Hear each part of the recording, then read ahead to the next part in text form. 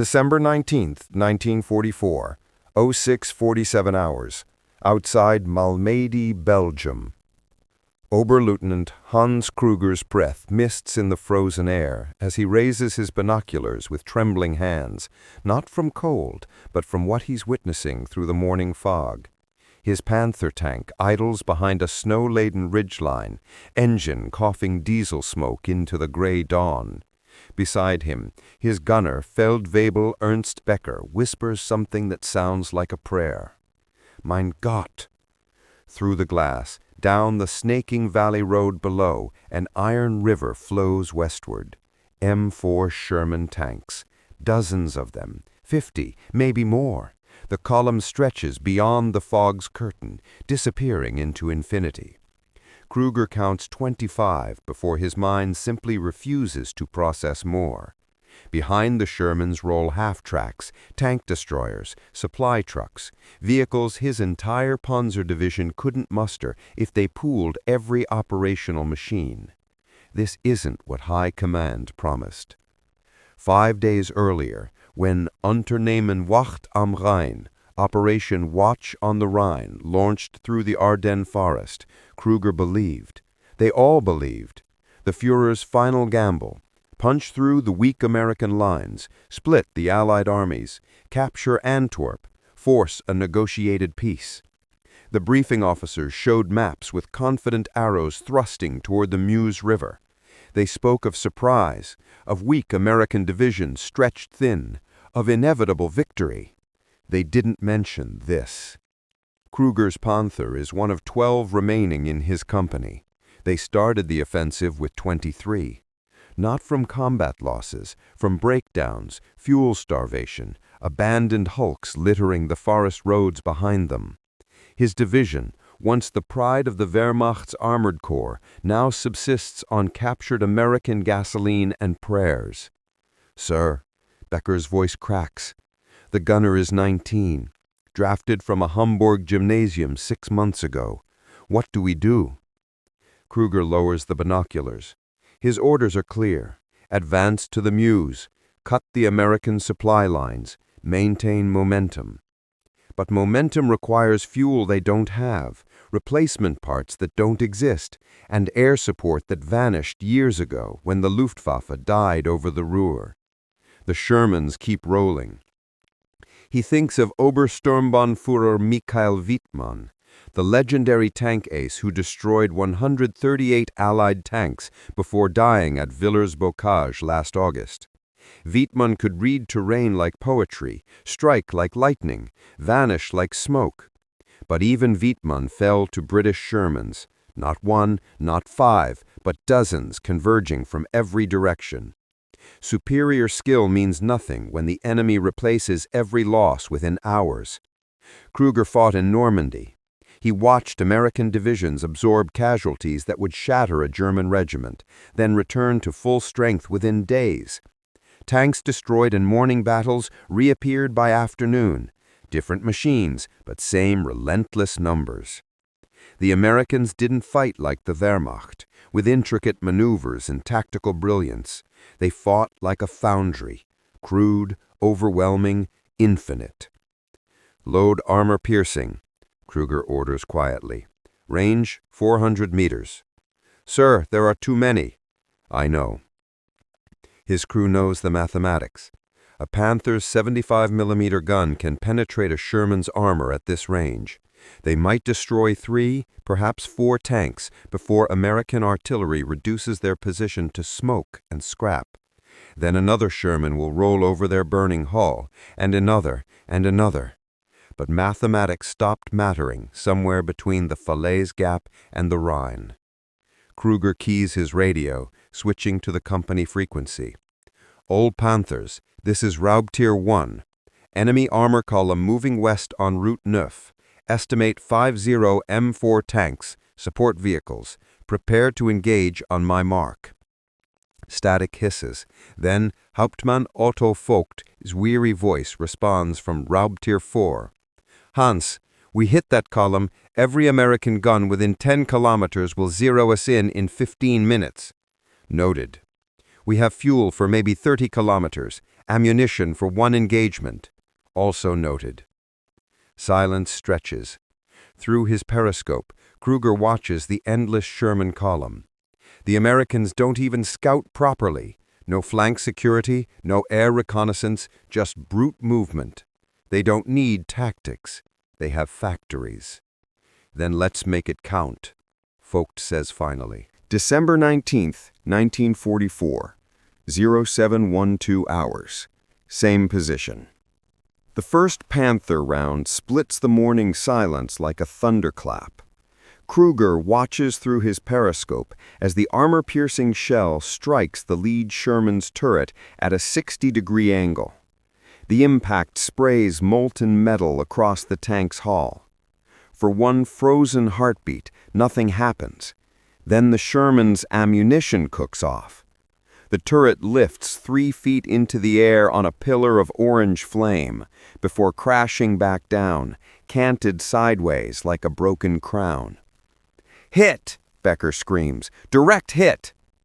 The American column doesn't stop. It accelerates. Within seconds, 11 more Panthers fire from concealed positions along the ridgeline.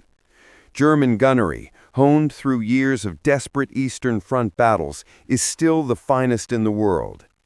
3 more Shermans brew up in rapid succession, black smoke corkscrewing into the pale sky. A 5th Sherman slewed sideways, track blown off, blocking the road. American crews bail out, sprinting for ditches. Kruger counts. 5 Shermans destroyed. 45 remain. "Traverse left. Target the M10 tank destroyer," he commands. Becker adjusts, fires. The shell punches clean through the M10's thin armor, gutting the vehicle. 6 enemy vehicles eliminated in 90 seconds, a kill ratio that would earn commendations in any rational war. But this isn't a rational war anymore. The American column splits like a living organism. Shermans peel off the road, crashing through hedgerows, fanning across the snow-covered fields in a broad wave. No elegant maneuvers, no tactical sophistication, just raw mechanical aggression. They advance with engines screaming, dozens of 75mm guns seeking targets. "They're not retreating," Becker whispers, incredulous. "Why would they?" Kruger mutters. "They have 39 tanks left." A Sherman shell strikes 20 meters short, geysering frozen earth. The American gunner corrects elevation, fires again. This round screams past Kruger's turret with a sound like tearing fabric. Close, too close. Kruger fought at Kursk in 1943, where German panzers faced the Red Army's endless T-34 hordes. He watched Tiger tanks destroy 8, 10, 12 T-34s, then die to the 13th because they'd exhausted their ammunition. The Soviets had numbers, but the Americans? The Americans have numbers, plus logistics, plus air superiority, plus industrial capacity that defies comprehension. His radio crackles. "Rob Tier 3 is hit. We're bailing out." Through the smoke and snow, Kruger sees Lieutenant Fisher's Panther burning, its flank armor penetrated by converging fire from 3 Shermans. Fisher's crew tumbles from hatches, running through snow as machine gun tracers chase them. 2 men fall. 3 make it to the tree line. 11 Panthers remaining. "Target acquired," Becker reports. "Sherman, 300 meters, hull down. Fire." The Panther rocks back on its suspension. The Sherman explodes, turret spinning off like a child's toy. But before Kruger can issue another command, an American artillery battery, hidden somewhere beyond the hills, begins to thunder. The first 105mm shells shriek overhead, bracketing the German position. Kruger knows this pattern. The Americans spot targets, radio coordinates, and within minutes deliver artillery barrages that would exhaust a German division's weekly ammunition allocation. "Rob Tier 1, this is Rob Tier 4. I count 7 Shermans destroyed. We're achieving 3-to-1 kill ratios. But they're calling in artillery, and more armor is arriving from the north. Do you see them?" Kruger swings his binoculars. His stomach hollows. Another column, fresh Shermans, maybe 20 tanks approaching from a crossroads 2 kilometers distant. Behind them, he spots the distinctive silhouettes of M26 Pershing heavy tanks, America's answer to the German Panthers, finally arriving in theater. The Americans are reinforcing faster than his company can kill them. Otto Carius would understand this moment. The legendary Panzer ace, credited with destroying over 150 enemy tanks on the Eastern Front, wrote in his diary about the suffocating arithmetic of 1944. Kill ratios meant nothing when the enemy manufactured tanks faster than you could destroy them. Carius survived by fighting, retreating, fighting again, always moving. But here in the Ardennes, surrounded by Allied armies, there's nowhere left to retreat. An artillery shell detonates 15 meters from Kruger's Panther, showering the hull with shrapnel. His driver, Gefreiter Ulrich Stein, shouts into the intercom, "Sir, we need to displace. They're zeroing us." "Rob Tier 6 is destroyed," another voice screams over the radio. "Direct artillery hit." 10 Panthers remaining. Kruger watches the Sherman wave roll closer, dozens of them, turrets traversing like the heads of hunting predators. Every German tanker knows the Sherman is mechanically inferior, thinner armor, less powerful gun, higher silhouette. A Panther can kill a Sherman at ranges where the Sherman can't even penetrate Panther armor. But the Americans don't care. They learned the brutal calculus. Send 5 Shermans against 1 Panther. Lose 3, kill the Panther with the remaining 2, repeat until Germany runs out of Panthers, which is exactly what's happening. "All Raubtiers," Kruger keys his radio, voice steady despite the hammering in his chest. "Displacement protocol, fall back to position Adler, staggered withdrawal, covering fire by section." "Hans," Vogt responds quietly, "position Adler is 8 kilometers west. We have fuel for maybe 12. Then we'll walk the last 4. Another artillery barrage crashes across the ridgeline. Kruger's Panther shudders as a near miss topples a pine tree across their rear deck. Through the smoke and snow and chaos, he watches the Sherman wave roll forward, unstoppable as the ocean. America isn't winning through brilliance. America is winning through arithmetic. December 19th, 1944, 08:04 hours. Fallback position, Adler, 6 kilometers west.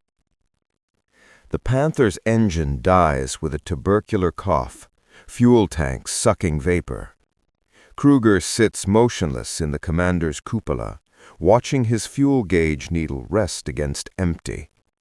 Around him, scattered through the snow-heavy pine forest, 8 other Panthers sit silent.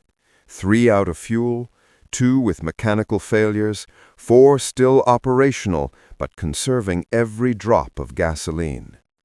His 12-tank company has been reduced to a skeletal force in less than 2 hours. Behind them, American artillery continues to pummel the abandoned ridgeline, shells wasting themselves on positions the Germans no longer occupy. The Americans can afford the excess. They have ammunition stockpiles that stretch across continental supply chains, from factories in Detroit to depots in Normandy, to the guns now thundering in Belgium. "Sir," Stein's voice rises from the driver's compartment, tinged with panic. "Sir, we can't stay here. They'll find us." "They already know where we are," Kruger says quietly. He's listening to the American radio chatter on the intercepted frequency. Casual voices coordinating movements, calling for fuel trucks, requesting air reconnaissance. One American tank commander is complaining about cold coffee. They sound like factory workers on a shift, not soldiers in mortal combat. Because for them, this is routine. Kruger climbs down from the Panther, boots crunching in pristine snow. His crew follows, Becker still clutching his gunner's quadrant like a talisman, Stein pale and hollow-eyed, Loader Schütze smoking with shaking hands. They've been together since Normandy. They've survived battles that killed better crews. But survival has its limits. Hauptmann Vogt approaches through the trees, limping from an old wound. His face carries the gaunt, haunted expression common to all Eastern Front veterans, men who've seen the Wehrmacht's invincibility shatter across 1,000 kilometers of Russian steppe. Status, Kruger asks. 3 Panthers operational with fuel. 5 more could move if we had gasoline. The rest are scrapmetal. Vogt produces a dented flask, takes a long pull, offers it to Kruger. Schnapps, probably looted from some Belgian farmhouse. Division headquarters reports our fuel convoy was destroyed by American Jabos, fighter bombers. No resupply until tomorrow, maybe. Tomorrow we'll be dead or captured. Probably both. Vogt's laugh is brittle. You know what I keep thinking about? Villers-Bocquet. Everyone knows Villers-Bocquet. June 13th, 1944. Michael Wittmann's greatest victory and ultimate doom. The Tiger Ace ambushed a British armored column, destroying 14 tanks and 15 personnel carriers in 15 minutes of perfect violence. The British called it a massacre. German propaganda called it proof of Aryan superiority. Then the British surrounded Wittmann's Tiger with dozens of Shermans and Cromwells. They pounded the Tiger from every angle until it burned. Wittmann's body was never identified, just incinerated with his crew in their steel coffin. He killed more tanks in one day than most crews destroy in a war, Vogt continues, voice distant. And it meant nothing. The British lost a few dozen tanks. A week later they had twice as many. But Wittmann? He was irreplaceable. Kruger understands. The Wehrmacht produces perhaps 2,000 panzers per month. When the factories aren't being bombed, when they have materials, when slave laborers don't sabotage production. America produces 2,000 Shermans per month as a baseline, with capacity to double output if needed. German tankers train for months to achieve gunnery excellence.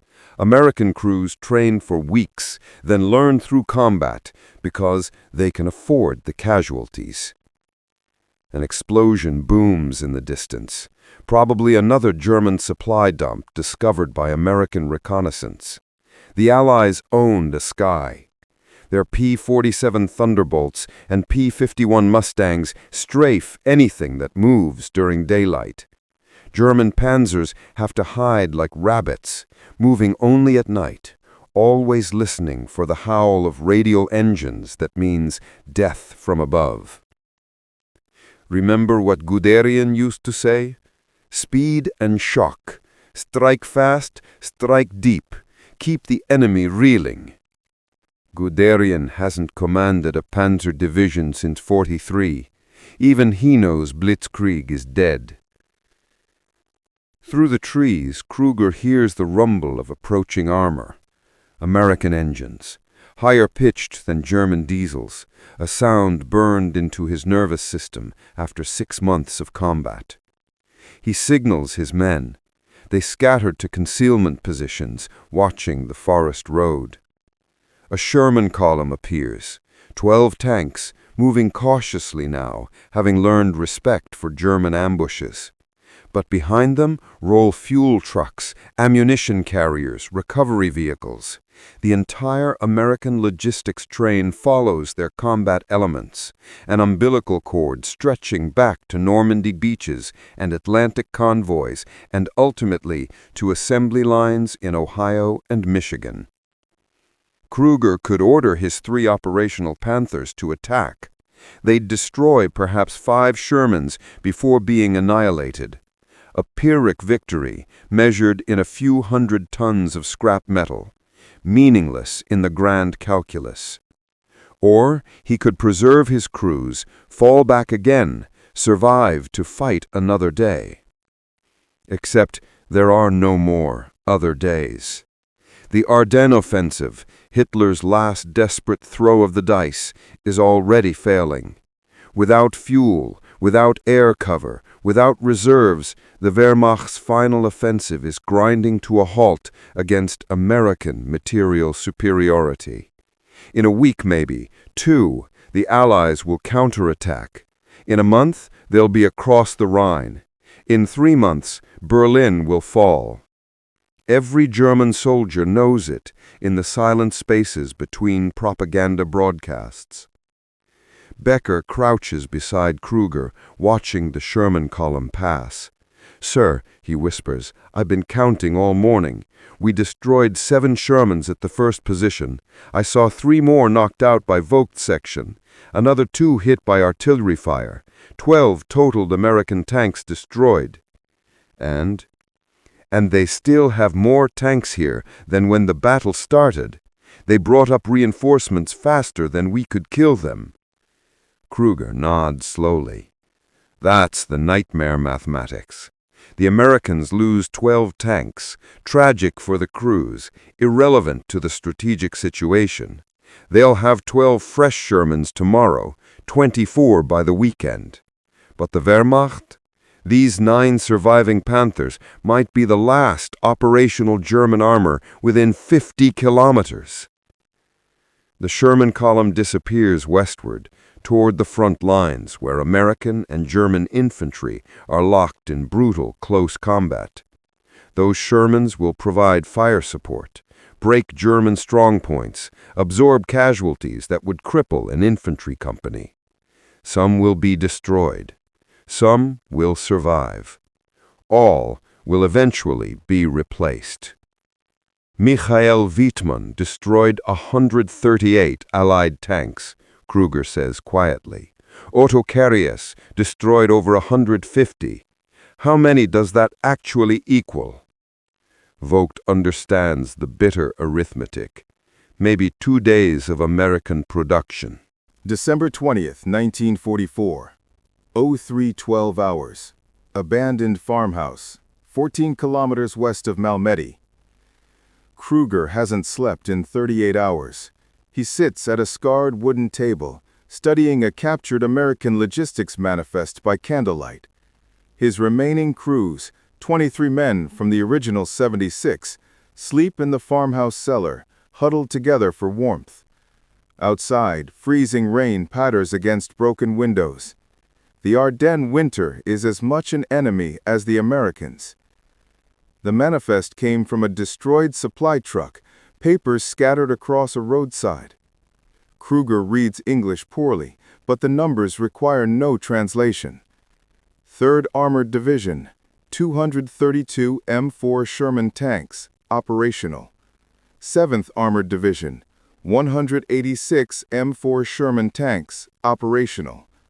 Replacement pool, Belgium, 94 M4 Sherman tanks, reserve.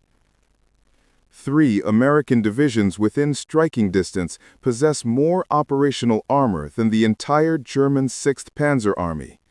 And these are just the units listed on one manifest, dated December 15th, 4 days old. How many more tanks have arrived since?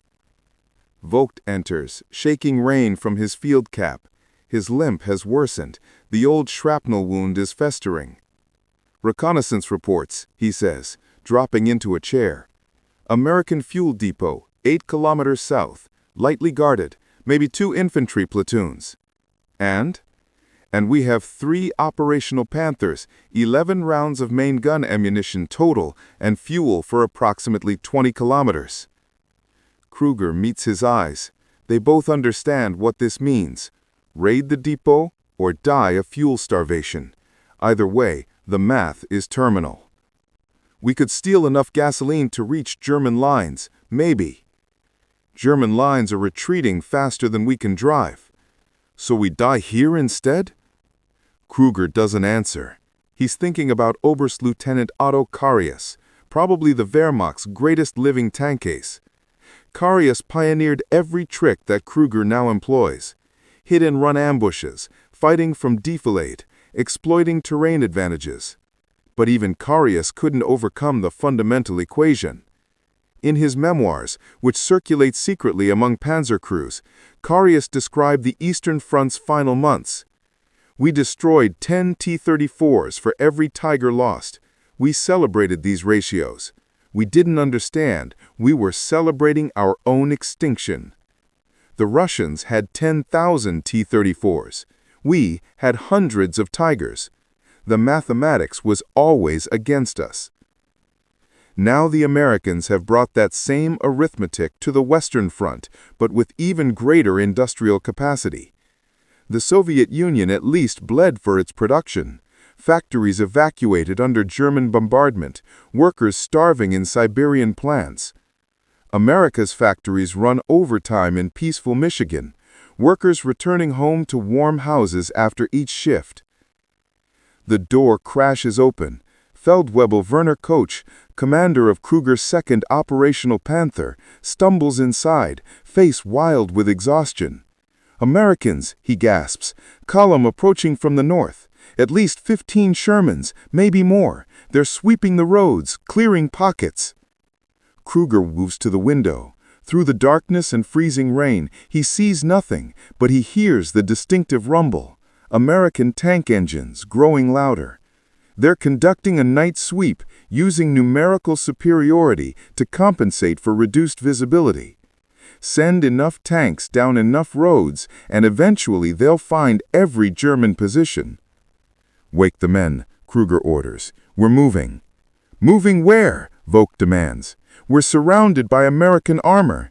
East puts us into their main advance. West puts us deeper behind their lines. North and South are crawling with their patrols." "Then we hide." "For how long?" "Until the war ends," Kruger doesn't say. "Until Germany surrenders. Until the nightmare arithmetic finally concludes." They evacuate within minutes. 23 men, 3 Panthers, survival instinct overriding tactical doctrine. Kruger's Panther leads, engine coughing in the cold, precious fuel burning with every kilometer. They move without lights, navigating by compass and memory, staying off roads where American columns prowl. The rain intensifies, mixing with snow, miserable weather for soldiers, perfect cover for fugitives. At 0407 hours, they nearly drive into an American supply convoy. Kruger spots the trucks at the last moment, signals his driver to stop. Through the rain-streaked periscope, he watches an endless procession. Fuel trucks, ammunition carriers, mobile kitchens, medical half-tracks, spare parts trailers, the logistical tale of a single American armored division, stretching for kilometers. Becker whispers into the intercom, "We could hit them, they're soft targets." "And alert every American unit within 10 kilometers. We'd be dead in an hour." So they watch, hidden in the forest, as America's industrial might rolls past. Kruger thinks about Wittmann again, how the Tiger ace would have salivated at such a target. Wittmann would have attacked, destroyed dozens of trucks, vanished into the night. That's how Germany fought in 1940, 1941, 1942. Audacious raids, impossible victories, living legends. But legends die. Wittmann died. Carius survived only by abandoning legend and embracing pragmatism. And now pragmatism means hiding in forests watching the enemy parade their infinite resources. The supply convoy takes 43 minutes to pass. 43 minutes of unbroken trucks and trailers, moving with the casual confidence of absolute logistical security. When the last vehicle finally disappears, Kruger keys his radio. "All Panthers, continue south, maximum stealth." They drive for 2 more hours, fuel gauges dropping toward empty. The rain becomes sleet, then snow again. Dawn approaches, and with it, American fighter bombers that will strafe anything German they spot. At 0424 hours, Kruger's Panther runs dry. The engine stutters, coughs, dies. Through his radio, he hears similar reports from the other two Panthers, one already stopped, one running on fumes. They're stranded in a narrow valley, surrounded by American-controlled territory, with dawn breaking over the eastern ridgeline.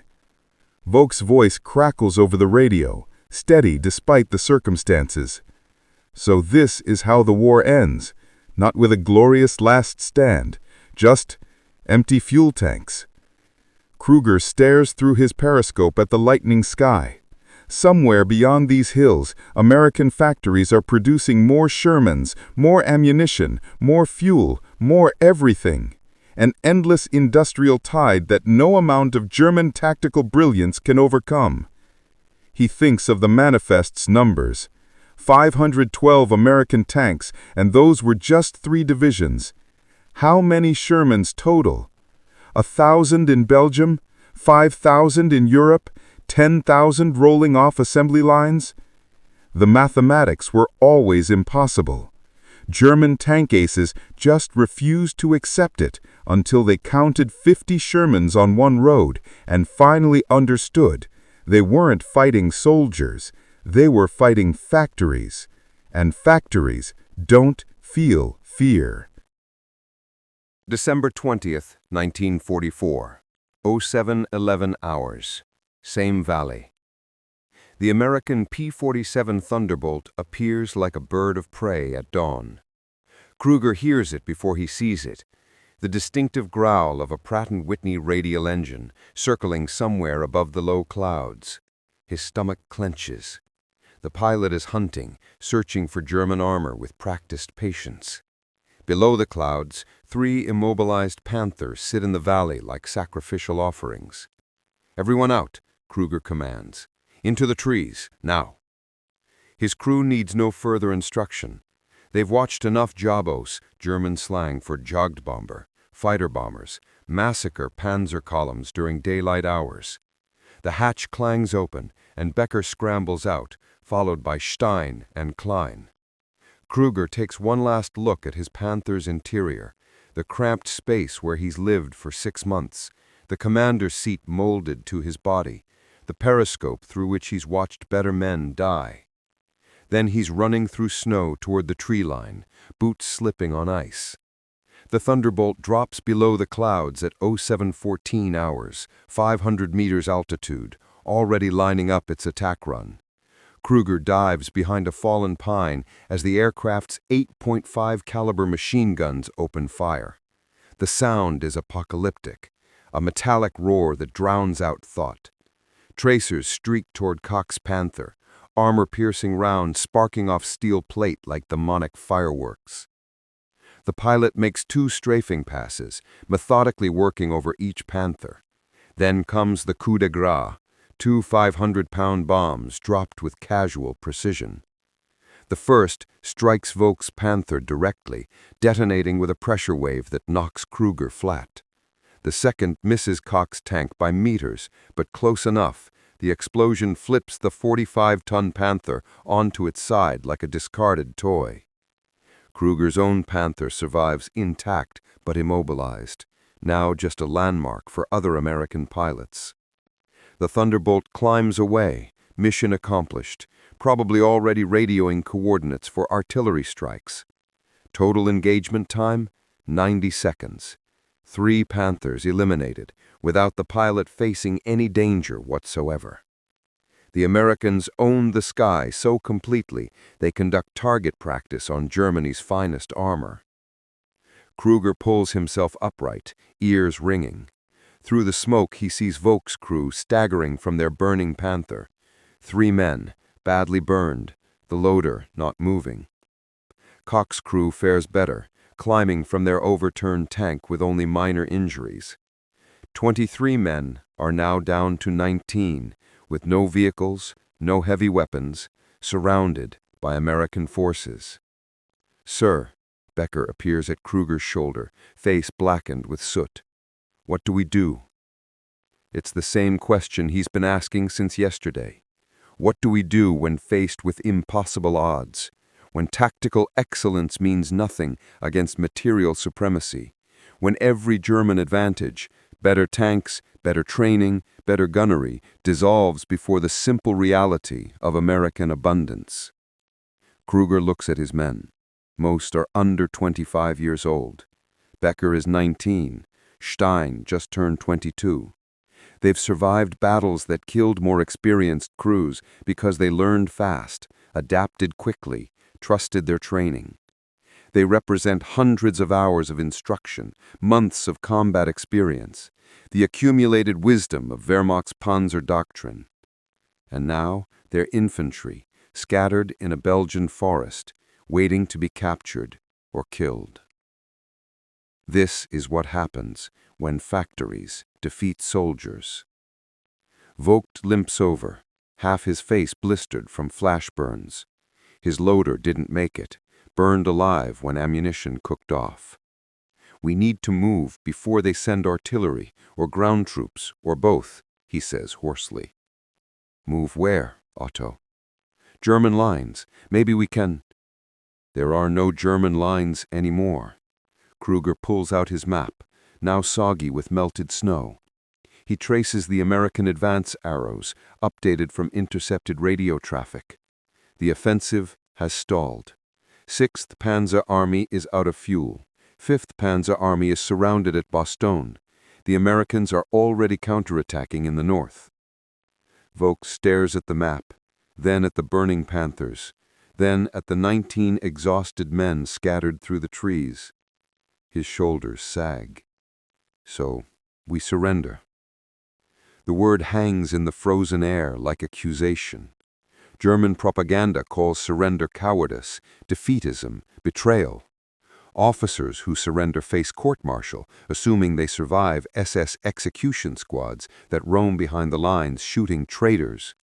But propaganda is written by men in warm Berlin offices who've never counted 50 enemy tanks on one road. We could try to reach German positions, Koch offers without conviction. 60 kilometers, maybe 70, on foot, in winter, through American-controlled territory? We'd luckily make 10 kilometers, Kruger responds. Then we fight, Becker says suddenly, voice cracking with adolescent bravado. Fight until we run out of ammunition, die like soldiers. Kruger studies the boy, barely old enough to shave, trained to believe Wehrmacht's invincibility, raised on stories of Wittmann and Carius and other aces who defied impossible odds. Becker still believes courage and skill can overcome mere numbers. He's wrong, but the delusion is beautiful. Otto Carius survived the war, he says quietly. You know how? He stopped believing in glorious last stands. He preserved his crews when preservation was possible. He retreated when retreating made sense. He understood that dead heroes are still dead. Carius also killed 150 enemy tanks. He earned the right to choose survival. And how many did we kill? 20? 30? Kruger gestures toward the burning Panthers. Meaningless. The Americans replaced them in a day. We're not heroes. We're just mathematics. Unfavorable numbers in someone's ledger. Artillery begins to fall at 07:39 hours. American 105mm shells targeting the Panther positions with precision enabled by aerial reconnaissance. The first barrage falls exactly where the tanks sit, high explosive rounds creating overlapping kill zones. If they'd stayed with the vehicles, they'd be dead. The shells march closer, walking toward the tree line in methodical increments. American artillery doctrine: saturate suspected infantry positions, eliminate all threats. They can afford to waste ammunition. They have warehouses full of shells, factory lines producing more every hour. Move, Kruger shouts. Disperse and move. They scatter deeper into the forest, 19 men with small arms fleeing the industrial fury of American firepower. Behind them, their Panthers burn. 3 more data points in the grinding attrition that's destroying the Wehrmacht. Not through superior tactics or brilliant leadership, but through simple, brutal arithmetic. By noon, they encounter an American patrol. The firefight is brief and ugly. Desperate Germans against surprised Americans. Kruger's men kill 2 GIs before the Americans' superior numbers force surrender. 3 more German soldiers die in the exchange, reducing Kruger's command to 16 men. The American lieutenant who accepts their surrender looks younger than Becker. He secures their weapons with nervous efficiency, calls for support on his radio, then offers them cigarettes, Lucky Strikes, from an apparently endless supply. "You guys put up a good fight," the lieutenant says in broken German, sounding almost apologetic. "But, there's just too many of us." Kruger accepts a cigarette, tasting American tobacco for the first time. Through the trees, he hears the rumble of more Shermans moving forward, always forward, the tide that never recedes. "Yes," he responds in careful English. "Too many." He thinks of Wittmann, burned in his Tiger at Vier's Bocage. He thinks of Carius, surviving by understanding when brilliance yields to reality. He thinks of all the German aces who racked up impossible kill counts before dying to the sheer weight of Allied material. Excellence lost to abundance. Skill crushed by supply chains. Warriors defeated by factories. The American lieutenant hands him another cigarette. "War's almost over anyway," he says. "You'll be home by summer." Kruger doesn't correct him. Germany as he knows it, the nation that conquered Europe through tactical brilliance, won't exist by summer. It will be buried under the same arithmetic that destroyed his Panzer Company. Overwhelming numbers, infinite resources, industrial capacity beyond imagination. He takes a long drag on the Lucky Strike and watches more Sherman tanks roll past through the Belgian forest. 50 Sherman tanks on one road. A number that told him everything he needed to know about how this war would end.